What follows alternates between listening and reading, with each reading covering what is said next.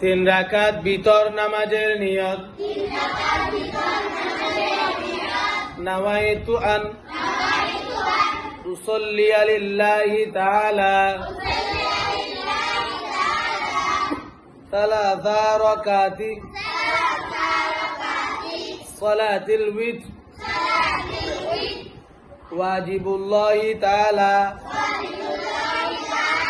মুতাওয়াজ্জিহান ইলা জিহাতিল কাবাতিশ শরীফাতি আল্লাহু আকবার। তিন রাকাত ভিতর নামাজের নিয়ত।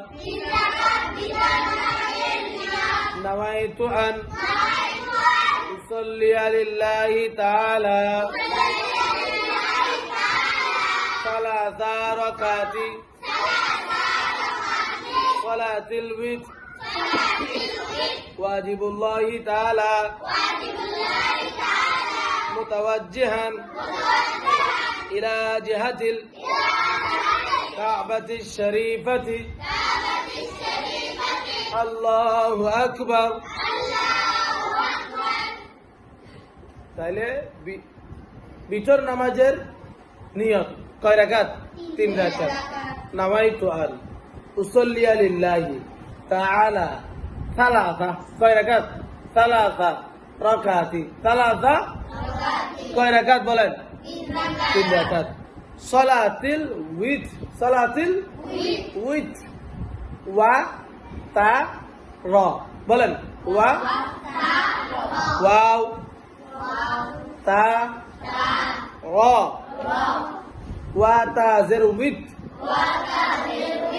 র জের দি উইত দি।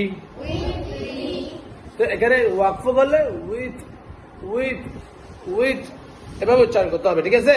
সালাতিল উইথ ওয়াজের উই ওয়াজের উই ওয়াজের উই বলেন ওয়াজের উই ওয়াজের উই উই।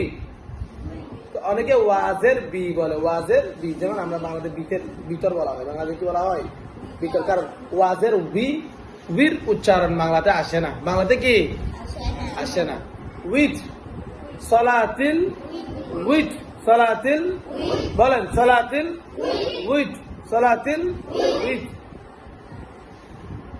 ওয়াজিবুল্লাহি তাআলা ওয়াজিবুল্লাহি। আমরা ফজরের নামাজ, জোহরের নামাজ, আসরের নামাজ, মাগরিবের নামাজ এখানে নিয়তগুলো শিখছি যে এখানে ওয়াজিব ছিল না, এখানে কি ছিল না? এখানে ওয়াজিব আছে। এখানে কি আছে? ভিতর নামাজটা ওয়াজিব। ভিতর নামাজটা কি?